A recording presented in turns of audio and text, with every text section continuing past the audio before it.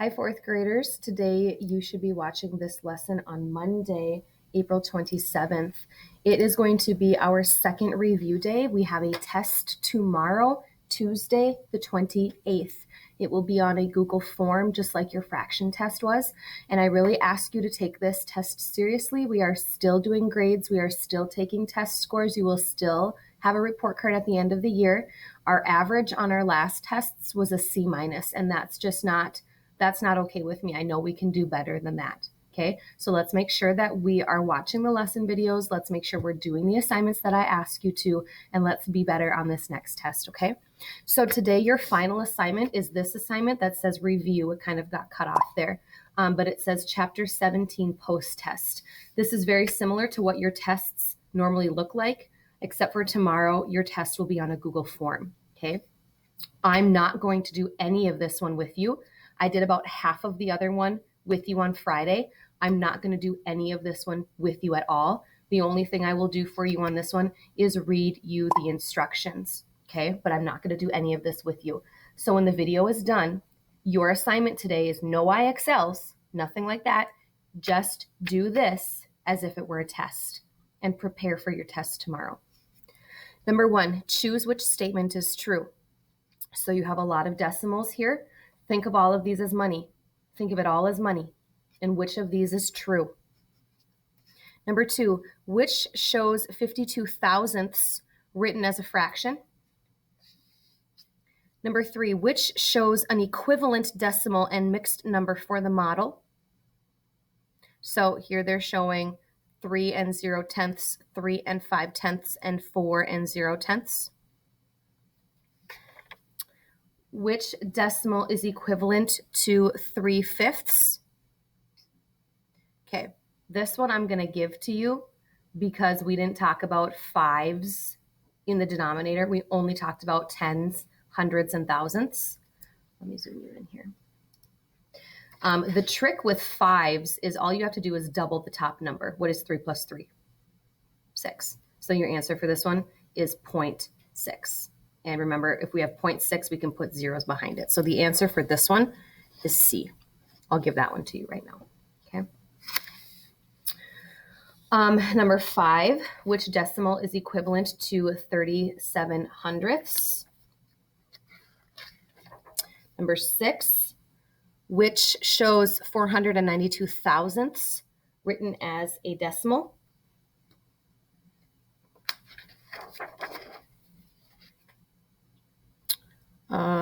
Seven, which shows the decimals ordered from greatest to least? Here are the options you have. Think of this all as money. And then which one is ordered from greatest to least? Number 8, what is 6 and 33 hundredths written in word form? Number 9, which shows 5 dimes and 9 pennies written as a fraction of a dollar? That just means that the denominator will be 100. We talked about this. Anytime you're talking about a dollar or money, your denominator is always going to be 100. So which of these shows 5 dimes and 9 pennies? Think of what 5 dimes, all of these are worth 10, plus 9 is over 100.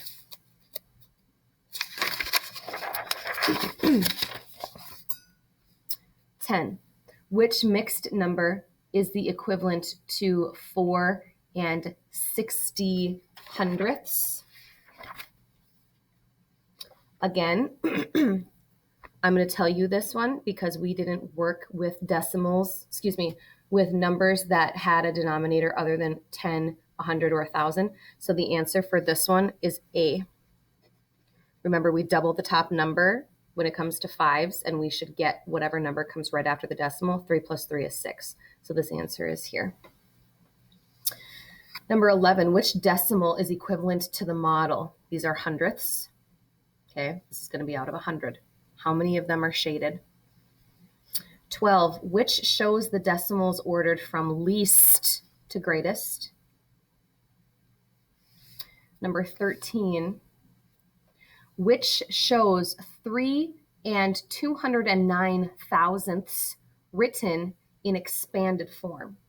Now, we didn't really go over expanded form much, but it's exactly how we would write it in expanded form if we didn't have decimals, okay? So I'll do this one with you.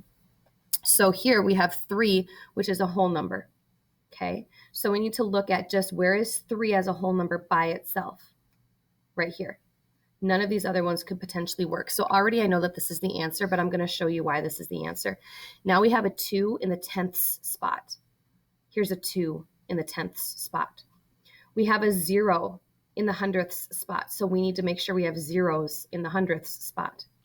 And then finally, we have 9 in the 1000ths place. So I need to make sure that I have a 9 in the 1000ths place. So I'll give you this answer as well. Number 14, which decimals are equivalent? We talked about this one a lot. 4 of these equals how many of these? Okay, we talked about that a lot. Number 15, which shows 6 dimes, 12 and 12 pennies written as a fraction of a dollar.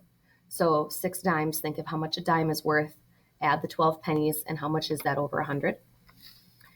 16, a chemistry set costs $55 at the science shop. Nancy paid for 1 set with 3 $20 bills.